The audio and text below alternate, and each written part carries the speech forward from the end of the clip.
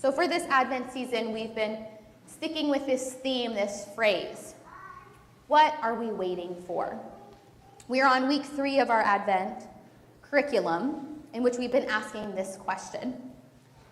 And this seems to be our call this Advent season, and maybe even different seasons of our lives. Advent is all about preparing, waiting. But I think this call of waiting is twofold. First, I think it requires reframing our understanding of waiting not as a wasteful thing, but as a productive thing, a tricky thing for this society. And the second thing is that it requires us to use this time of waiting as a chance to reframe our perspective so that we find joy in things we previously did not. Throughout the past couple of weeks, we've answered the what of Advent, God.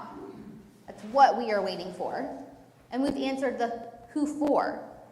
We're waiting for God, but for God to come to us in human form.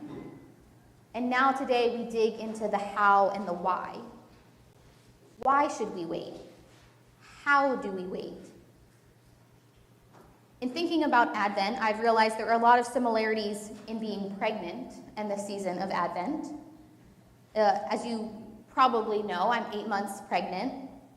And so hear me out with these similarities that I've unfolded in this time. But if you haven't been pregnant, in the first trimester, you are so bone tired and unproductive that you wonder what you got done that day when you look around the house and you realize the dishes aren't done, the laundry's not done, dinner's not a homemade meal. But then you remember that your body made lungs that day. And hey, that's not half bad for a day's work. And then you get to what they call the honeymoon period. This is the second trimester. If you're lucky, all goes pretty smoothly. After that, though, you get to the end of the third trimester. You've already prepared everything, you've done your nesting, and it becomes again this waiting period that feels so unproductive. You're too big to do a lot of things, you're too tired. But in hindsight, you realize this waiting period is essential. Because after everything is prepared, you are forced to have the space to think about how your life will soon be changed forever by the arrival of a newborn baby. You take this time to prepare mentally, emotionally, spiritually for what will become a new reality. And then lastly, you enter what they now call the fourth trimester, postpartum. And once again, productivity looks different. Like the first trimester, you are so tired that the laundry and the dishes and the dinner, it's not done like it's normally done. But you remember, you nurtured the needs of a baby. And while that's just one item checked off the list, it's an important one.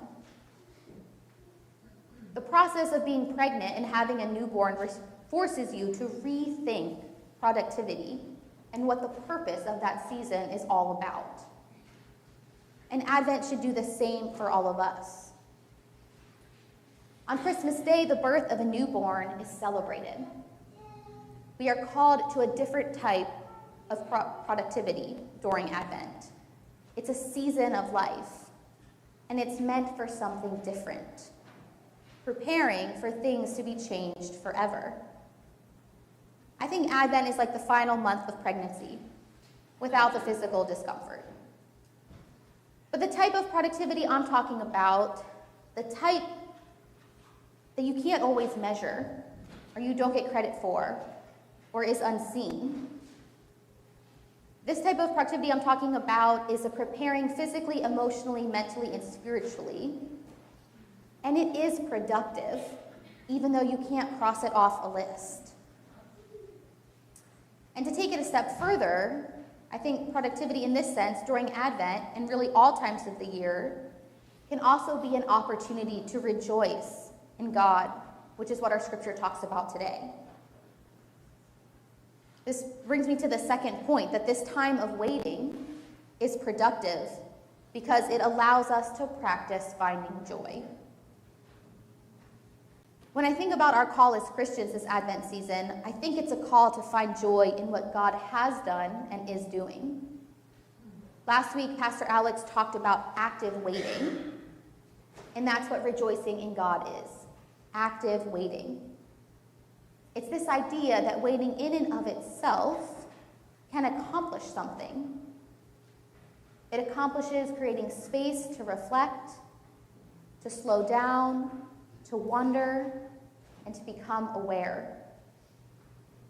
Waiting is still productive, but because you can't see the results in the form of a decorated Christmas tree, or home-baked cookies, or gifts, or holiday parties, we don't often think of it as such.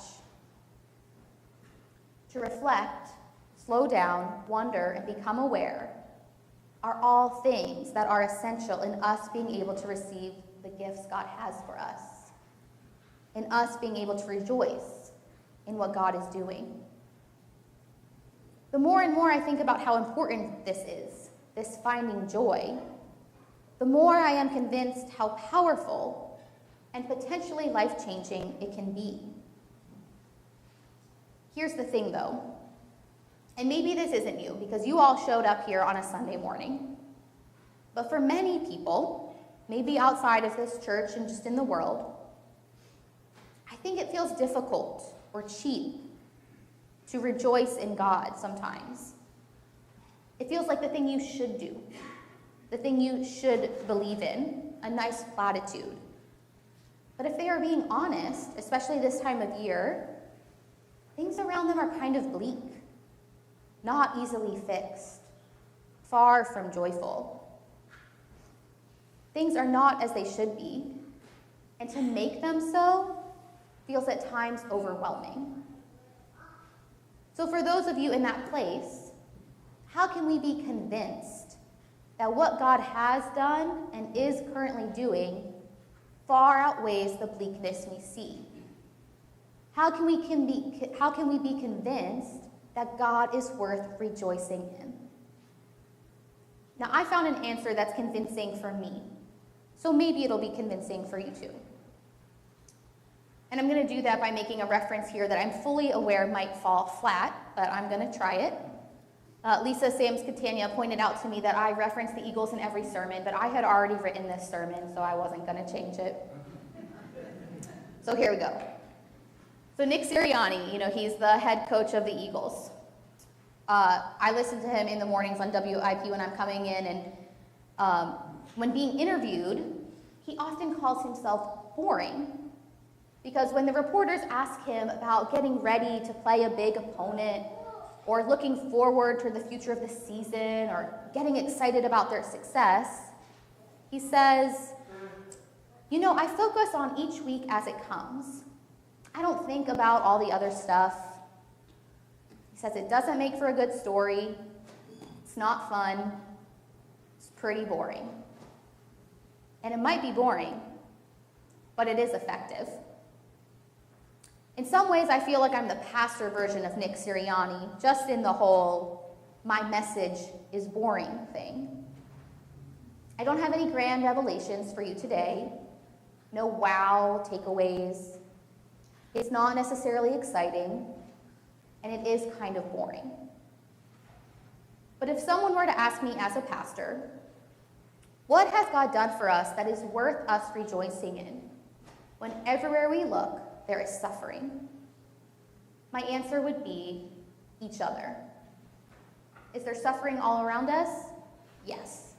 There always has been, and as long as humans are running the show, there always will be. Are people hurting? Maybe even you? Yes. Are we overwhelmed? Do we feel out of control and stressed? Absolutely. But, and this is a big but, we have community to help us through these things, and that makes more of a difference than you know. Or maybe you do know this. Maybe you have gone through something big, and you do know, and that's why you are still here. Because people surrounding you when life was hard was the difference between giving up hope and keeping going. When you get bad news or something bad happens, what is normally the first thing you do? You call someone or you tell someone. It's our natural instinct to reach out and go through things with someone else. To not be able to share the hard parts of life with each other, I think would be unbearable. And I know some people feel like that. But God's gift to us is that we are never alone. God created other people who have similar shared experiences with us, to do life with us. Our siblings, parents, spouses, friends, children. And God's ultimate gift, which is what we are waiting in celebration for, was God becoming human. Because that's how important God thought being in relationship with us was. And this wasn't just any kind of human. It was the broken, suffering, everyday kind of human. The human that we can all see ourselves in. That's fiercely relatable. My answer, each other. It may be boring, but I think it's effective. If you get nothing else out of this sermon, I hope you take these two things with you. First, that waiting in itself is productive and useful for our fulfillment. And that two, choosing to find joy even in the bleakness is one of God's greatest gifts to us. And I believe it is a big part of our call as Christians to give this world. Now, to do these things, it does take reframing. It takes reframing to think of waiting as something that is actually productive. And it will take a change in perspective to think of community as a joy that outweighs suffering. We can hang out in the bleakness and the brokenness, and while I do agree we need to visit those places sometimes, I think we are called to live in the joy, in the ability to choose joy over suffering. So what would it look like for you to actively choose joy over suffering? To take the perspective that God giving us each other is the gift that has the ability to sustain and heal us. And for that, we should rejoice. In this season of what I like to call hurry up and wait, I encourage you the rest of this Advent season to reframe productivity so that just by waiting, you are accomplishing our call as Christians to prepare for a baby to come and change the world. We are called to rejoice in the gift of community and family. Whether it's a chosen family or family of origin, to rejoice in doing life together, having shared experiences, being inspired by others who show us we can do things we didn't think we could do. We are called to find joy in all the gifts God has for us. The season is supposed to remind us of those gifts, and waiting helps us do that. So can you begin to reorient your thinking so that slowing down and accomplishing things you can't cross off a list are considered productive? Can your to-do list be altered so that quiet time is now an item on it that is just as important as the rest? Can you challenge yourself to not rush through the waiting, but find value in what it has to offer? And if you don't know if you can do this, well, at least we can try together. Amen.